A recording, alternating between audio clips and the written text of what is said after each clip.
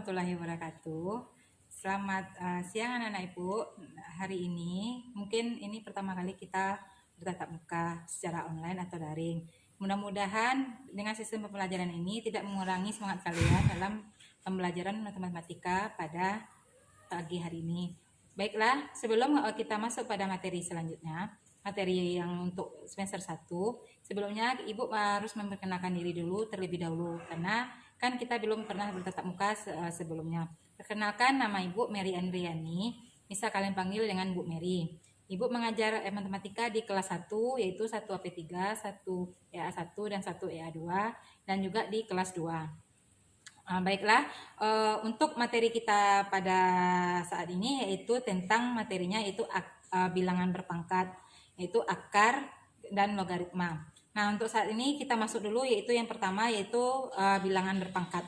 Nah, silakan diperhatikan slide kita yang di samping, yaitu kita lihat itu pengertian bilangan berpangkat.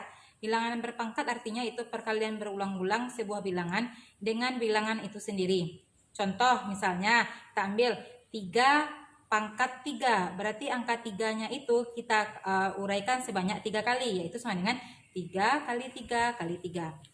Yang contoh lagi misalnya 8 pangkat 8 pangkat 6, berarti sama dengan 8-nya itu kita uraikan sebanyak 6 kali, berarti 8 kali 8 kali 8 kali 8 kali 8. Nah, secara umum rumus untuk bilangan berpangkat yaitu A pangkat N, yang mana N-nya itu adalah pangkat, yang A-nya itu adalah bilangan pokok. Kemudian yang selanjutnya yaitu kita lihat itu sifat-sifat pada bilangan berpangkat. Sifat-sifat bilangan berpangkat itu ada beberapa macam. Nah, yang untuk saat ini yang akan kita pelajari cuma 4 aja, yaitu yang pertama yaitu perkalian bilangan berpangkat. Misalnya suatu bentuk sifatnya misalnya untuk A, P dengan Q anggota bilangan real, maka perkalian bilangan berpangkat dapat dinyatakan sebagai berikut. Berarti yaitu A pangkat P dikali A pangkat Q sama dengan A pangkat P tambah Q. Nah, ingat kalau berarti dalam perpangkatan, kalau dia perkalian berarti pangkatnya itu kita jumlahkan. Dengan syarat yaitu bilangan pokok kita harus sama. Berarti di sana kan tadi jelas A pangkat P kali A pangkat Q, berarti bilangan pokoknya itu harus sama-sama A. Kemudian yang kedua yaitu pembagian bilangan berpangkat. Nah, sama dengan perkalian. Misalnya suatu untuk A, P dengan Q anggota bilangan real, maka pembagian untuk bilangan berpangkat dapat dinyatakan dengan berarti A pangkat P dibagi A pangkat Q sama dengan A pangkat P kurang Q. Dengan syarat A tidak boleh sama dengan 0.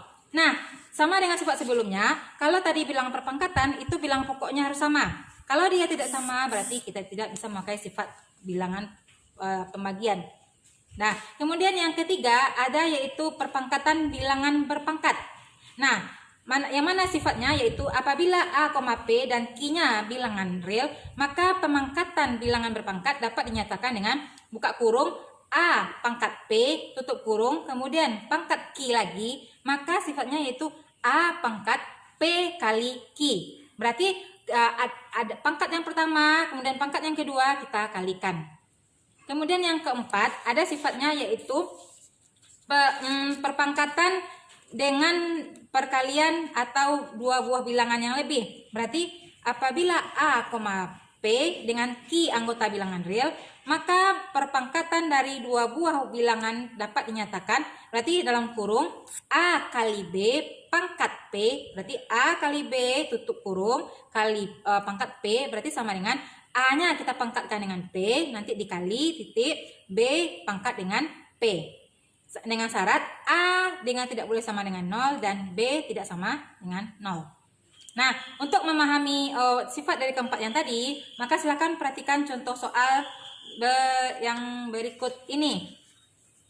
Contoh yang pertama, misalnya, contohnya 3 pangkat 2 dikali 3 pangkat 4. Nah, ingat, coba lihat di sana, kan sama-sama angka 3 bilangan pokok kita. Berarti pangkatnya tinggal jumlahin, berarti 3 pangkat 2 tambah 4. Itu sama dengan 3 pangkat 6. Kemudian yang kedua misalnya 1/2 pangkat 3 dikali 1/2 pangkat 6 berarti sama dengan 1/2 pangkat dalam kurung berarti 3 tambah 6 berarti sama dengan 1/2 pangkat 9. Jadi coba lihat bilangan pokoknya sama-sama setengah kan, berarti bisa dijumlahkan. Kemudian yang ketiga yaitu contohnya yang pembagian. Berarti pembagian berarti contohnya adalah 5 pangkat 3 dibagi 5 pangkat 2 berarti sama dengan 5 pangkat 3 kurang 2. Kenapa dikurang? Karena dia pembagian. Bilang pokoknya tadi kan sama, yaitu dengan 5. Berarti 5 kurang 3 sama dengan 1. Berarti 5 pangkat 1. Kemudian yang kedua, 1/5 tutup kurung pangkat 4 dibagi 1/5 tutup kurung pangkat 2 berarti sama dengan 1/5 pangkat 4 kurang 2. Berarti 1/5 pangkat 2. Berarti 4 kurang 2, 2. Kemudian sifat yang ketiga yaitu sifat perpangkatan. Contohnya lagi yaitu 6 pangkat 2 tutup kurung pangkat 4 sama dengan berarti 6 pangkat kalikan 2 kali 4. Berarti 2 kali 4, 8. Berarti 6 pangkat 8. Kemudian yang kedua yaitu 5 pangkat 1/4 tutup kurung pangkat 4 sama dengan 5 pangkat 1/4 kali 4. Ingat 1/4 kali 4 berapa? 4-nya kan bisa kita coret. Berarti tinggal 1. Berarti 5 pangkat 1. Berarti sama dengan 5. Kemudian yang terakhir yaitu sifatnya yang keempat yaitu contohnya dalam kurung 3 kali 5. Nah ingat kalau dalam sifat perkalian dua buah bilangan ini bilangan pokoknya boleh berbeda. Dia bisa dikalikan nanti pangkatnya. Tapi kalau sifatnya pembagian dengan perkalian dia bilang pokoknya harus sama. Karena dia satu buah bilangan. Berarti 3 pangkat 7 dikali 5 pangkat 7. Di sini kita tidak mencari hasil ya, kita cuma menerapkan sifat. Kemudian yang terakhir yaitu dalam kurung 3 pangkat 2 kali 5 dikali 2 pangkat 4 berarti sama dengan 3 pangkat 2 kali 4 kemudian dikali. Kemudian 5 pangkat sama dengan 1 sebenarnya berarti 1 kali 4 berarti 5 pangkat 4 dikali 2 pangkat 4. Berarti hasilnya 3 kali 2 sama dengan 8 berarti 3 pangkat 8 dikali 5 pangkat 4 dikali 2 pangkat 4. Oke, mungkin itu dulu yang bisa Ibu sampaikan untuk materi saat ini. Untuk lebih pahamnya nanti akan Ibu berikan beberapa soal latihan. Silakan kalian kerjakan. Nah, apabila tidak ada memahami, nanti baru kita bahas di pertemuan selanjutnya. Oke, selamat belajar dan tetap semangat.